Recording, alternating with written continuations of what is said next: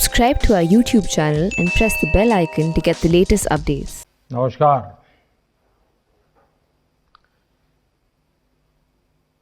हे विधाता, दाओ दाओ मोदेर गौरव दावो। गुरुदेव ने कभी ये कामना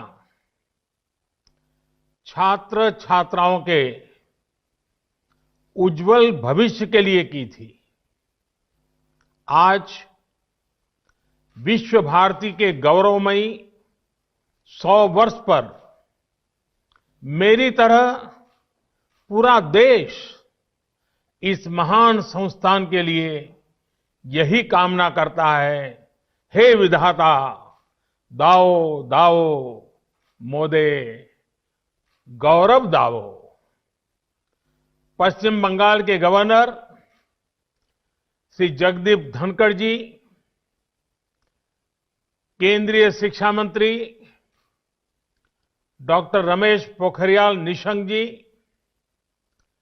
वाइस चांसलर प्रोफेसर विद्युत चक्रवर्ती जी, प्रोफेसर्स, रजिस्ट्रार, विश्व भारती के सभी शिक्षकगण, छात्र छात्राएं, अलुमनाई, देवी और सज्जनों,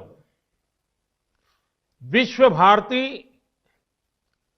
इस विश्वविद्यालय के 100 वर्ष होना प्रत्येक भारतवासी के लिए बहुत ही गर्व की बात है। मेरे लिए भी ये बहुत सुखद है कि आज के दिन इस तपोभूमि का पुण्य स्मरण करने का अवसर मिल रहा है।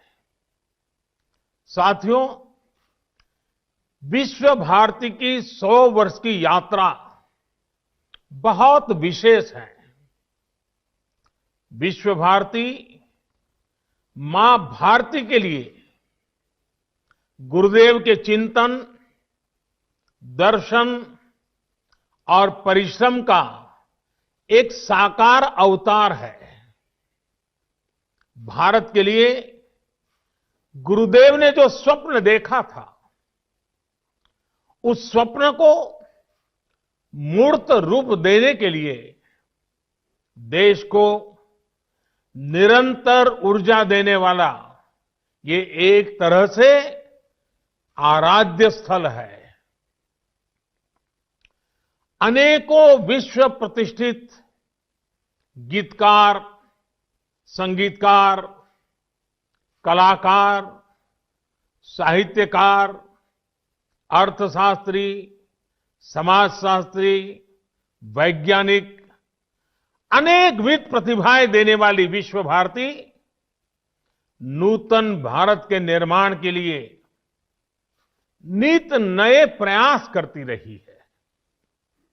इस संस्था को इस ऊंचाई पर पहुंचने वाले प्रत्येक व्यक्ति को मैं आदरपूर्वक नमन करता हूं, उनका अभिनंदन करता हूं।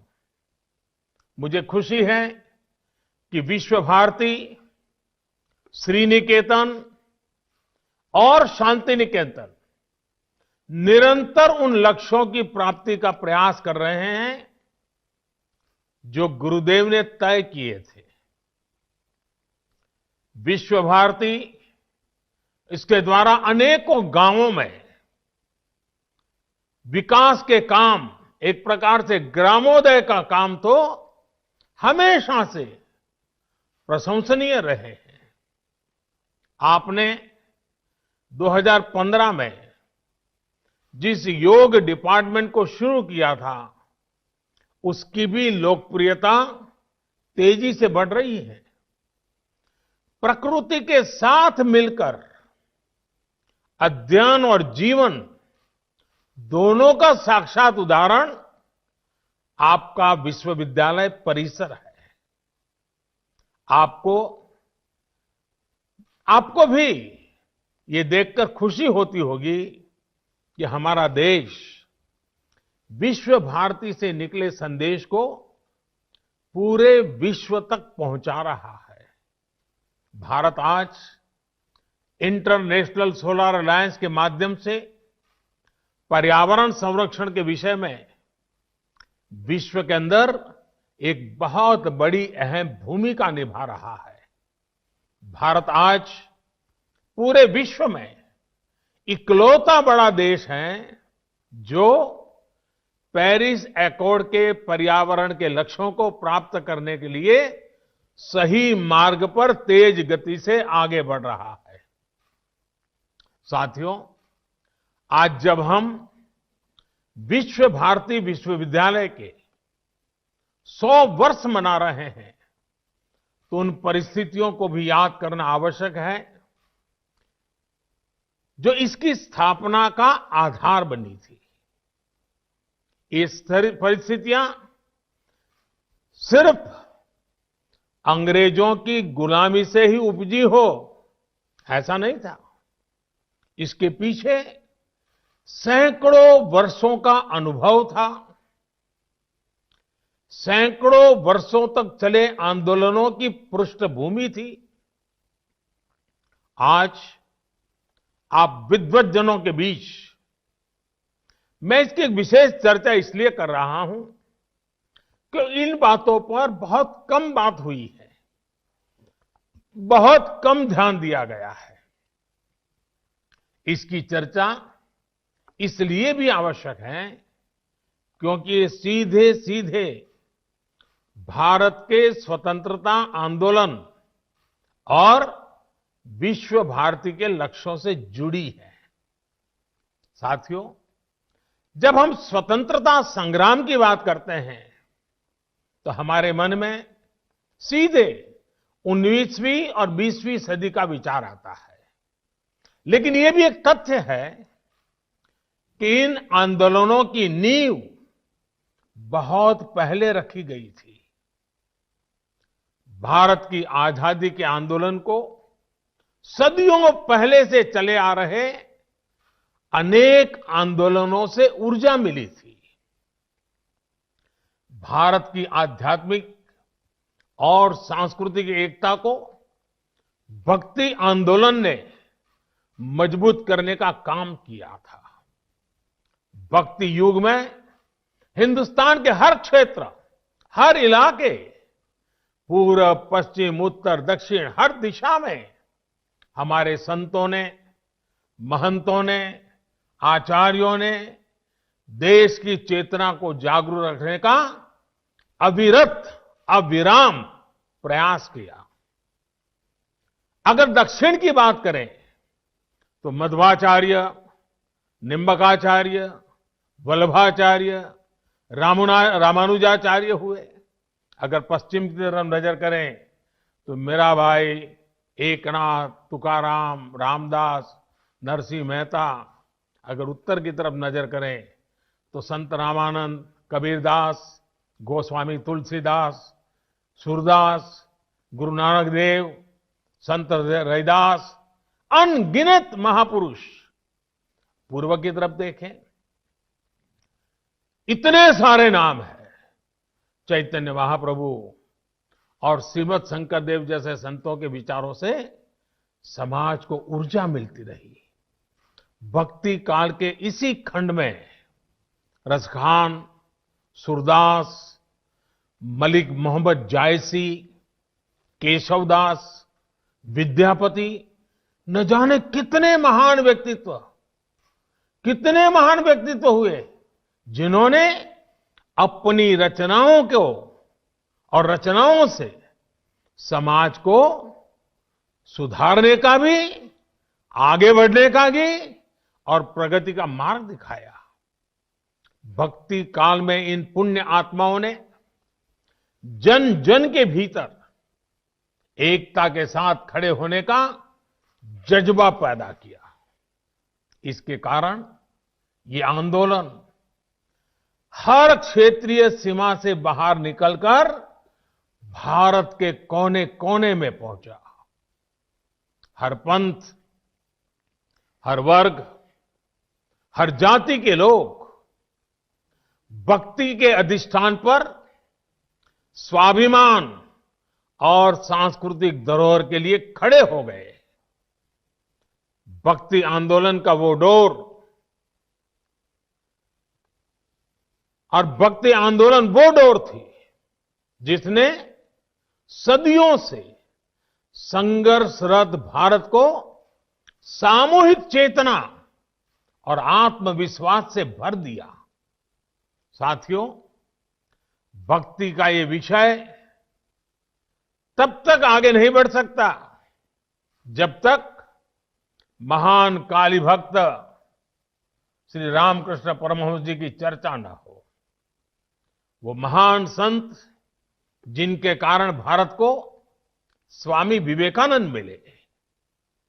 स्वामी विवेकानंद भक्ति, ज्ञान और कर्म तीनों को अपने में समाये हुए थे। उन्होंने भक्ति का दायरा बढ़ाते हुए हर व्यक्ति में दिव्यता को देखना शुरू किया। उन्होंने व्यक्ति और संस्थान के निर्माण पर बल देते हुए कर्म को भी अभिव्यक्ति दी, प्रेरणा दी।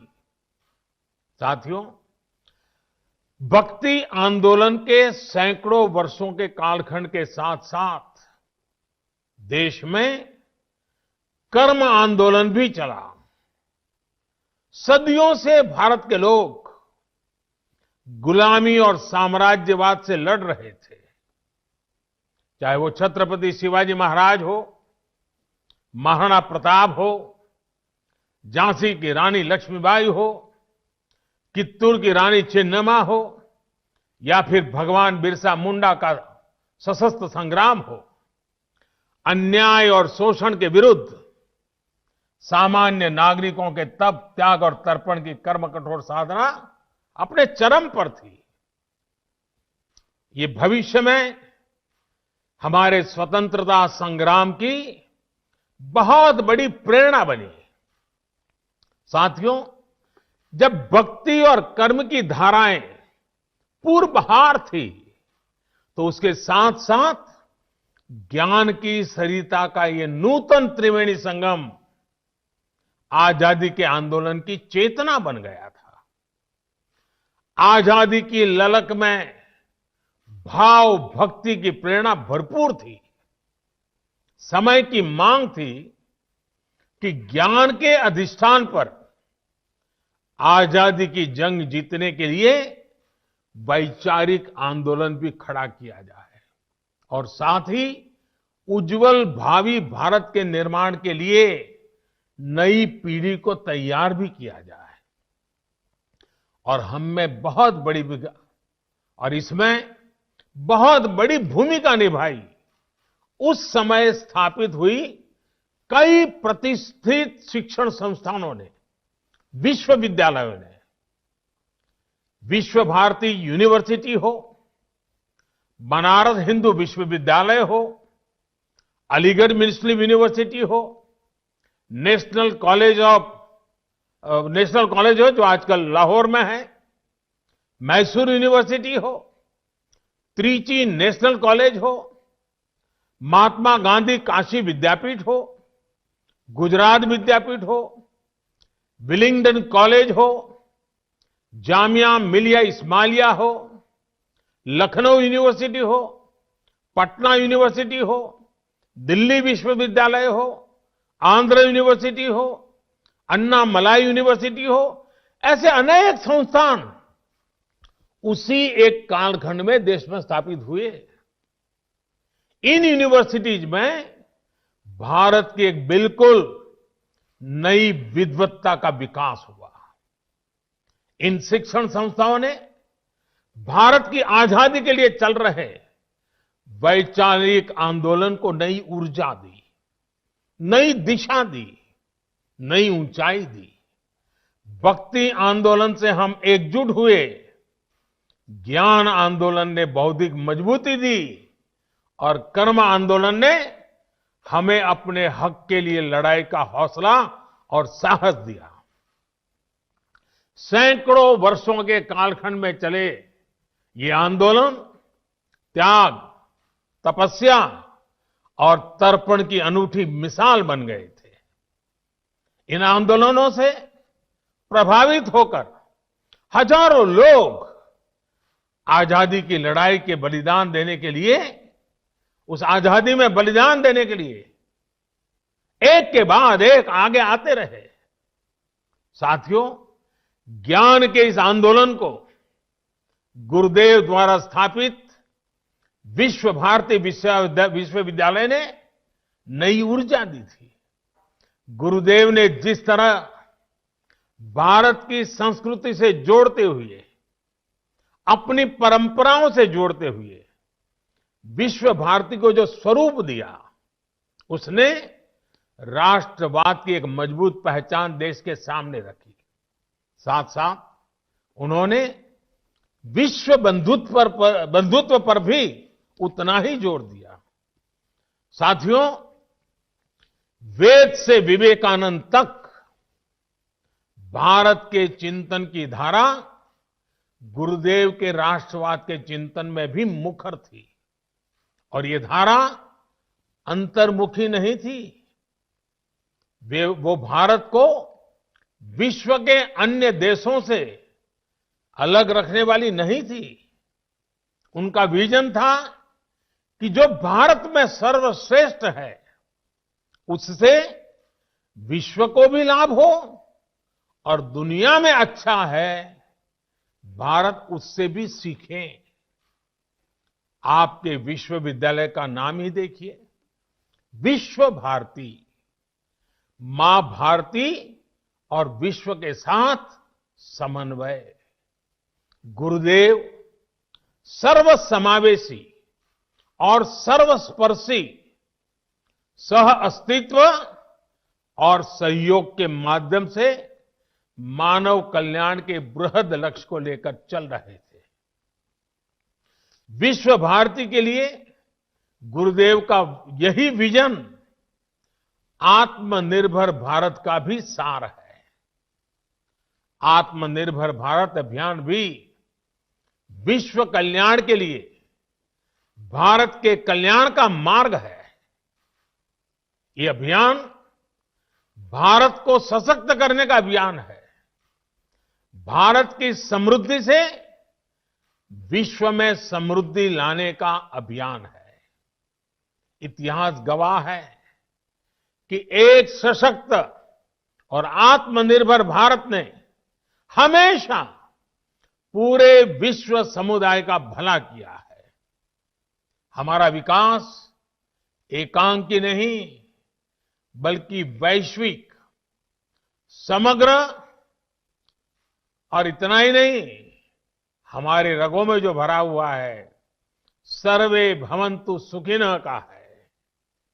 भारती और विश्व का ये संबंध आपसे बेहतर कौन जानता है। गुरुदेव ने हमें स्वदेशी समाज का संकल्प दिया था। वो हमारे गांवों को, हमारी कृषि को आत्मनिर्भर देखना चाहते थे। वो वाणिज्य और व्यापार को आत्मनिर्भर देखना चाहते थे। वो आर्ट और लिटरेचर को आत्मनिर्भर देखना चाहते थे।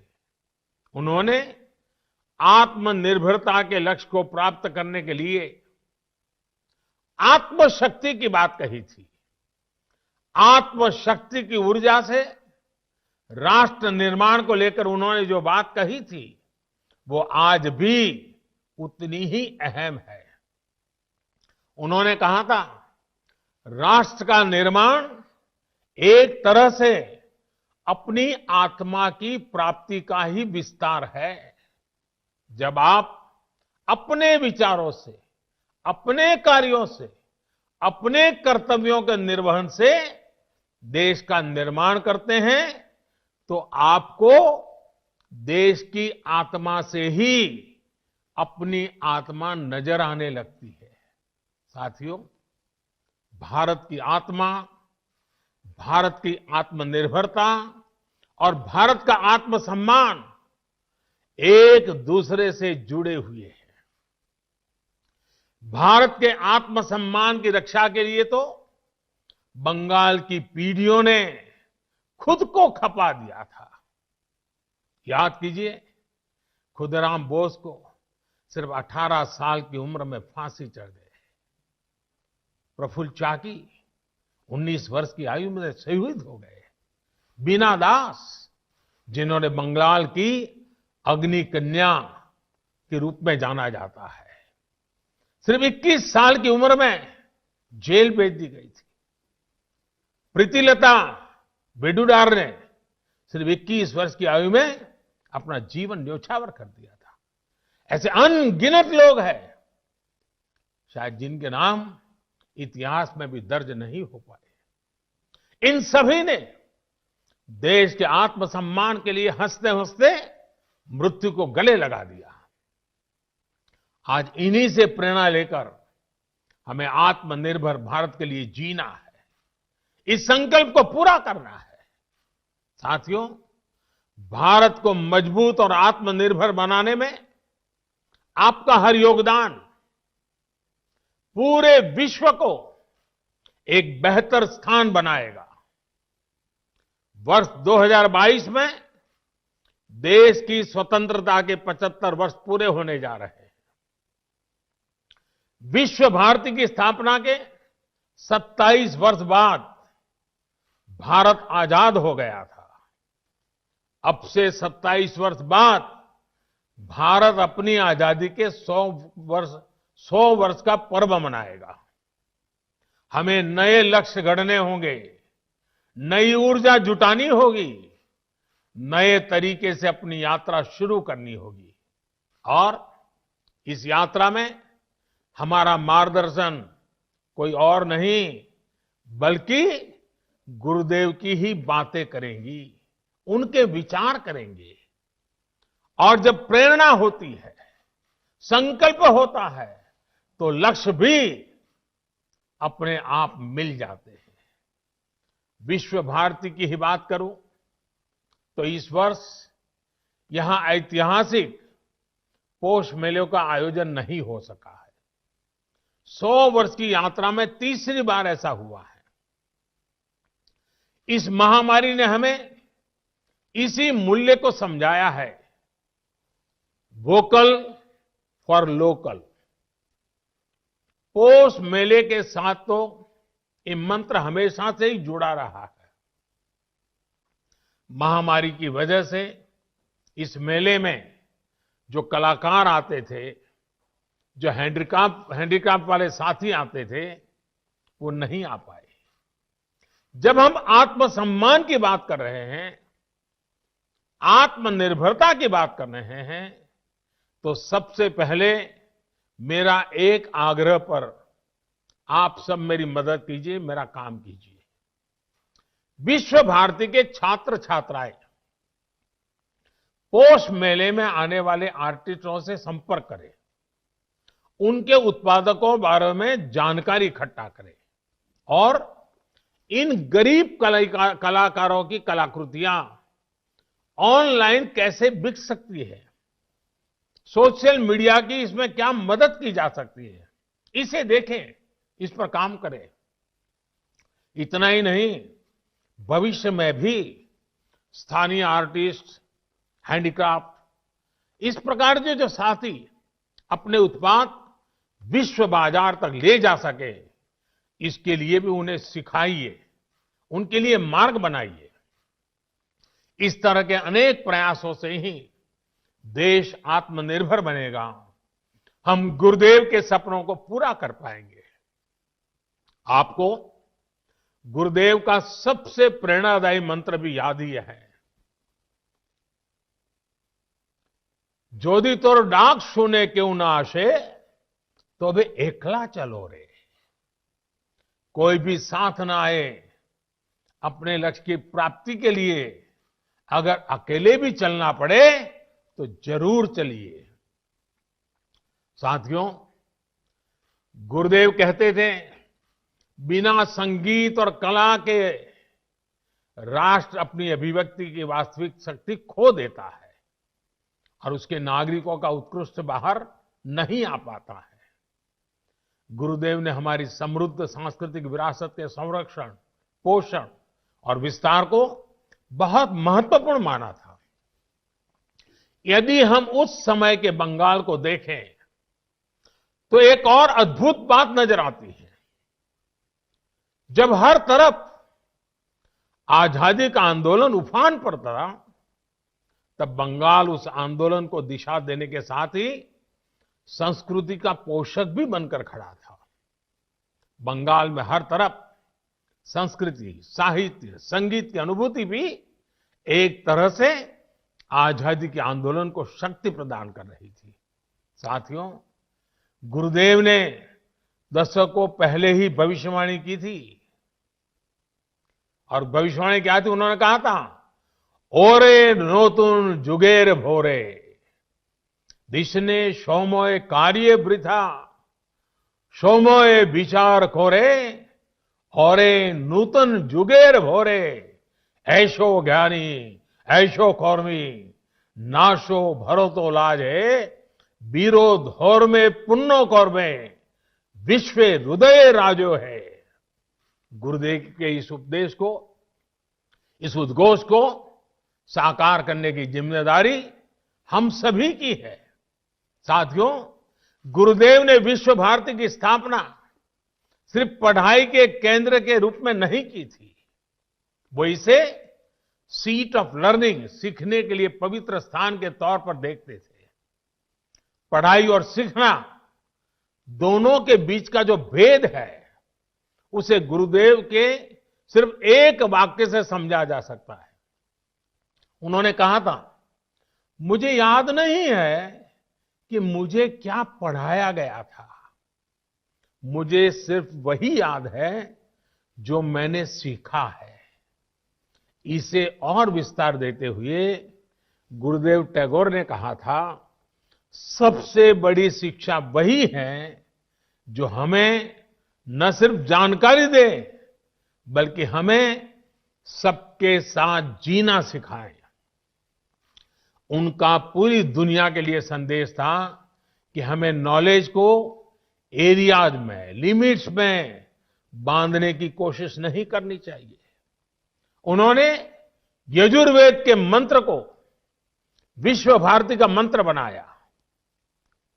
यत्र विश्वम भवत्येक नीडम, जहां पूरा विश्व एक नीड बन जाए, घोंसला बन जाए, वो स्थान जहां नित नए अनुसंधान हो, वो स्थान जहां सब साथ मिलकर आगे बढ़े।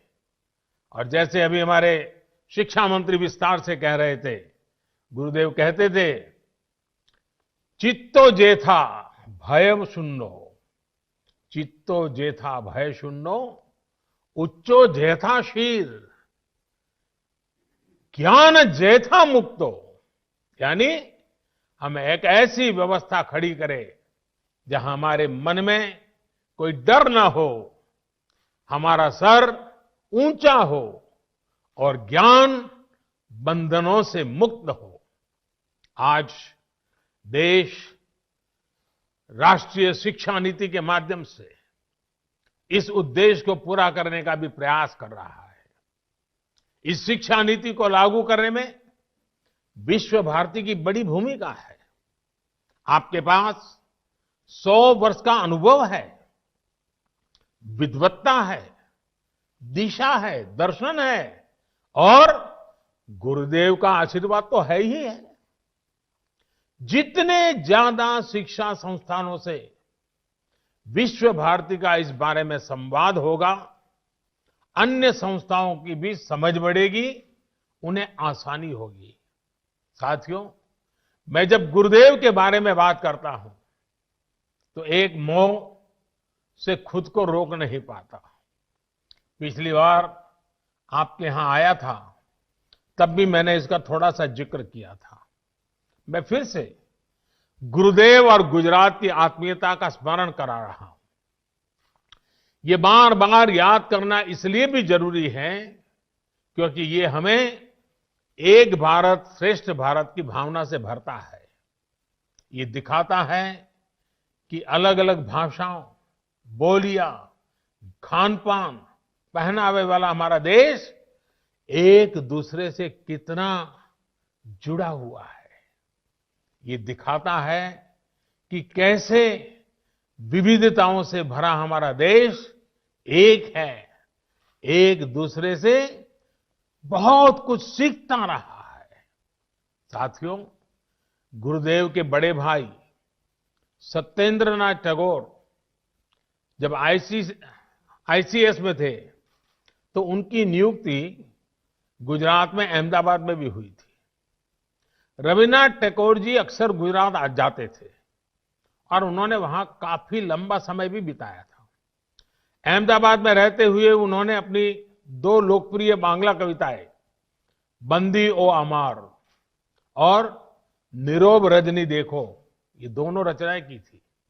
अपने प्रसिद्ध रचना क्षुधित पाषाण का एक हिस्सा भी उन्होंने गुजरात प्रवास के दौरान ही लिखा था। इतना ही नहीं, गुजरात की एक बेटी श्रीमती हटी सिंह गुरुदेव के घर में भी वो बहू बनकर भी आई थी। इसके अलावा एक और तथ्य है जिस पर हमारे विमेन एम्पावरमेंट से जुड़े संगठनों को अध्ययन करना चाहिए। सत्येंद्रनाथ टैगोर जी की पत्नी ज्ञानंदिनी देवी जी जब अहमदाबाद में रहती थी तो उन्होंने देखा कि स्थानीय महिलाएं अपने साड़ी के पल्लू को दाहिने कंधे पर रखती है। अब दाएं कंधे पर पल्लू रहता था, इसलिए महिलाओं को काम करने में भी कुछ दिक्कत होती थी। ये देखकर ज्ञानंदिनी देवी ने आइडिया निकाला कि क्यों न साड़ी के पल्लू को बाएं कंधे पर लिया जाए। अब मुझे ठीक ठीक तो नहीं पता, लेकिन कहते हैं कि बाएं कंधे पर साड़ी का पल्लू उन्हीं की देन है। एक दूसरे से सीखकर, एक दूसरे के साथ आनंद से रहते हुए, एक परिवार की तरह रहते हुए हम उन सपनों को साकार सकते हैं जो देश की महान विभूतियों ने देखे थे। यही संस्कार गुरुदेव ने भी विश्व भारती को दिए हैं। इन्हीं संस्कारों को हमें मिलकर निरंतर मजबूत करना है। साथियों, आप सब जहां भी जाएंगे, जिस भी फील्ड में जाएंगे, आपके परिश्रम से ही एक नए भारत का निर्माण होगा। मैं गुरुदेव की पंक्तियों से अपनी बात समाप्त करूंगा। गुरुदेव ने कहा था, ओरे ग्रोहो बाशी खोल द्वार खोल, लागलो जे दोल स्थोले जोले मोबो तोले, लागलो जे दोल दार खोल दार खोल।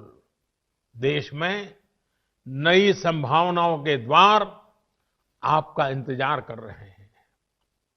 आप सब सफल होइए, आगे बढ़िए और देश के सपनों को पूरा करिए। इन्हीं शुभकामनाओं के साथ आप सभी का एक बार बहुत बहुत धन्यवाद। और ये शताब्दी वर्ष हमारी आगे की यात्रा के लिए एक मजबूत मील का पत्थर बने, हमें नई ऊंचाइयों पर ले जाएं और विश्व भारती जिन सपनों को लेकर के जन्मी थी, उन्हीं सपनों को साकार करते हुए विश्व कल्याण के मार्ग को प्रशस्त करने के लिए, भारत के कल्याण के मार्ग को मजबूत करते हुए आगे बढ़े। यही मेरी आप सबसे शुभकामनाएं। बहुत बहुत धन्यवाद।